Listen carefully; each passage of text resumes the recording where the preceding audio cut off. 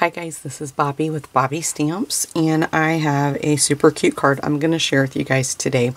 I'm actually filming this the night before I leave to go to On Stage in Orlando, and these are my one of the swap cards that I designed to take with me to swap cards. How that works is at the convention center, people will be swapping cards. You give them a card, they give you a card.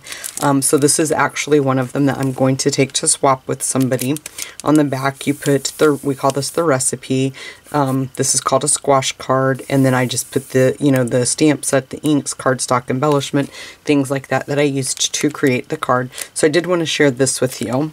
Now this is the one I originally designed, and you'll notice I put rhinestones on this one, but this one I didn't. I just didn't want to waste my rhinestones because this was just my template that I was figuring out how to make it. So we're going to use a little bit of embossing, and we're going to use the beautiful Berry Burst metallic edge ribbon. And then when you open the card up, it's kind of like a big card. So you could write a sentiment there. You could also mat this this corner here. You could also mat it up in this corner if you wanted to, but I just chose not to. I just chose to do it like this. So it's a super cute, fun card, and I'm just going to show you really quick what you're going to need. I'm going to use Smoky Slate ink, Berry Burst, you're going to need Versamark, and then you're going to need silver embossing powder. And then, like I just said, we're going to use the metallic Berry Burst edge ribbon. And then for the measurements, our card base is Berry Burst, and it is 8.5 by 8.5. And then I have this piece right here that goes on the card. This is Smoky Slate, and this piece is 2.5 by 4, and it has been embossed with the tufted embossing folder. And then our next layer on the outside is Berry Burst, and it is 3 by 3. We have another piece of Smoky Slate that is 2 3/4 by 2 3/4, and a piece of Whisper White that is 2.5 by 2.5. And then that inside layer is Smoky Slate, and it's 4 by 4. Berry Burst is 3 1/4 by 3 1/4, and Whisper White is 3.5 by 3.5. So the first thing I want to do is I'm going to bring in some grid paper, and I chose to, it gets kind of confusing when you're making this card when you get ready to fold it, and I'll show you that in just a second. You just have to remember how you're doing things, and to be honest with you, I designed this card several months ago, about a month ago, and I might not do it right when I do it for you guys, but you'll learn by my mistake. But I wanted to stamp my images first, so that way after I do the folds, I don't, I'm not worried about not getting a good solid stamped image, because this image already doesn't stamp, it's designed to look like it's not completely stamped, like a distressed image. So I'm just taking Berry Burst and using that image to just stamp all around on that piece of Berry Burst cardstock. So just like that. Then I'm going to go in with the little fly, whatever this little guy is. I keep saying he's a fly. I'm not sure if he's supposed to be a bee, but to me it looks like a big fly. And then just, put a couple of him off the corner too. I always like that when I'm doing that, just so it doesn't look like you forgot to do that. Okay, I think that's good. We'll just leave that there. I'm just going to move this piece out really quick because I want to bring in my piece of Whisper White. And while I have my Berry Burst piece open, we'll just do our stamping that needs to be done. So I just have an old scrap piece. I'm just making sure that I have my paper where when I go to stamp, I'm not going to stamp off. So we're going to take the floral image and ink that up in Berry Burst. And depending on how much room you want on this piece of Whisper White for the inside to do your sentiment or your writing or whatever is, you can put as little or as much of that image that you want on there. And then I'm just going to go ahead, oops, I think I just got that on my finger. I'm going to close up Berry Burst and open up Smoky Slate. And we're just going to take the image, or the sentiment, that we're going to put on the inside that says, "You're a blessing." And we're just going to stamp that right there. Okay. And I'm going to close up Smoky Slate. I'll move this out of our way.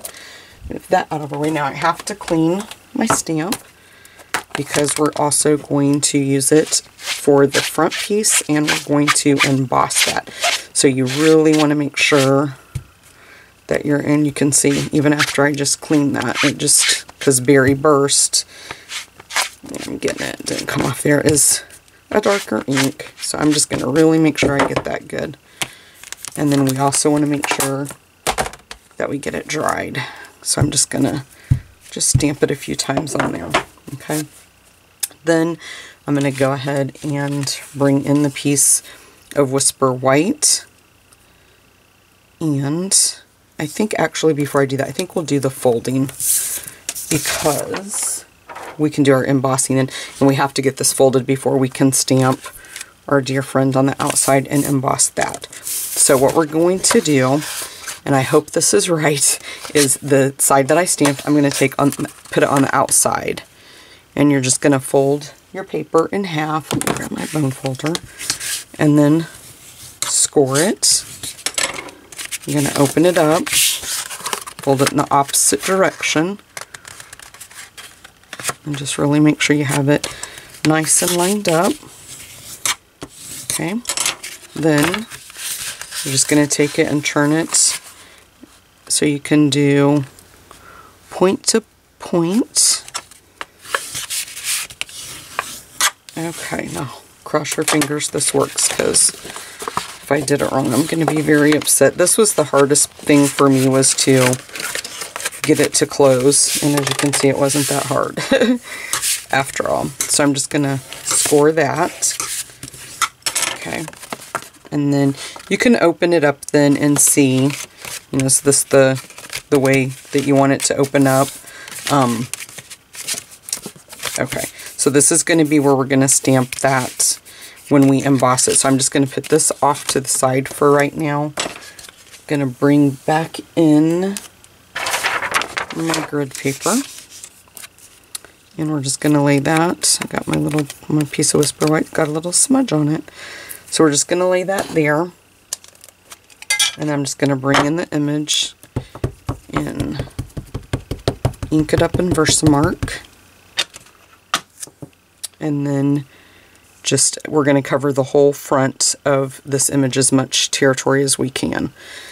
So that's how I did that. I just put it all over, open up our silver embossing powder, and then just be really careful that we don't touch where we just embossed. And then you just sprinkle some of your embossing powder. Just making sure you get it. I'm going to use this corner because it looks like that's where I can get my fingers and not worry. Make sure that I get enough of the powder on there. And then we're going to flick it really good.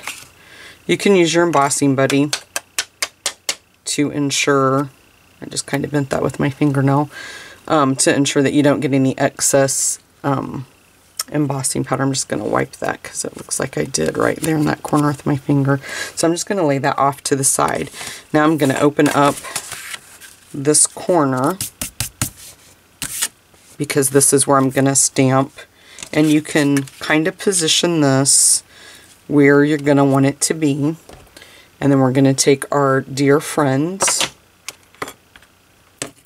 and we're going to make sure that we have it going in the right direction. And as you can see, it's a very tight squeeze, so that's why I kind of did that. So,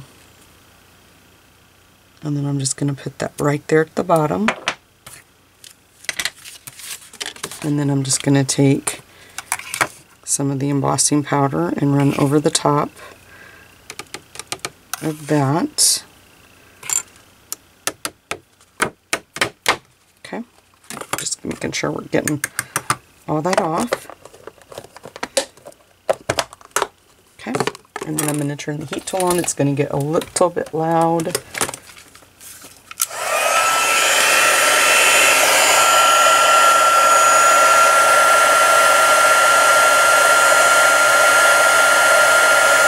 And there it goes.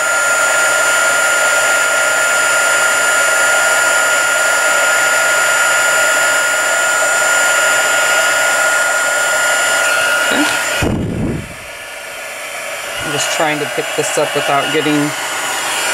Oh, and I just hit it right there in the corner, so I took some of the powder off. I'm going to retouch that right there. My finger hit it right when I went to pick it up. I was trying to reach under my arm. Okay, I think that's good. This piece is kind of hard to hold because it's tiny. Once you get your heat tool heated up too, it doesn't take near as long for the embossing powder to melt. So when I first started doing these, you know, I was embossing like 5 at a time. So it didn't take near as long. I made 25 of these. And then I have another video I'm going to try to get up before I leave of a different design that I made 25 of. And then I also signed up to be in an organized swap in a group. And for that group I had to make 50 cards. So I have been busy. I started these over a month ago. So I'm going to put this out of the way. And then we're just going to bring our card piece back in, our card front. Get it all closed up. So I'm just going to use Tombow because it's the strongest adhesive that we have.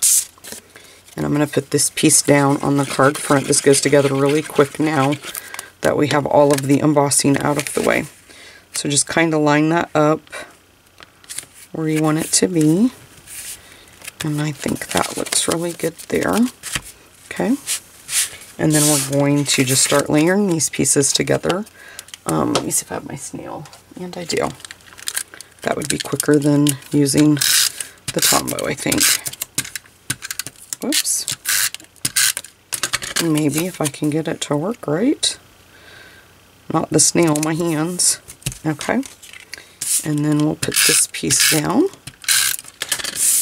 And we're just making sure that we get everything as even and centered as we can. Now on this piece we want to put 4 dimensionals. And make sure that you get them in the corner because our ribbon is going to slide back and forth there. Okay, so we're just going to lay that there for right now because we're not going to put that down yet. We're going to go ahead and do these layers. And this is going on the inside. Okay.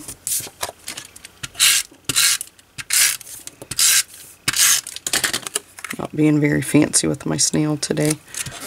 Okay, and then we'll just open this up.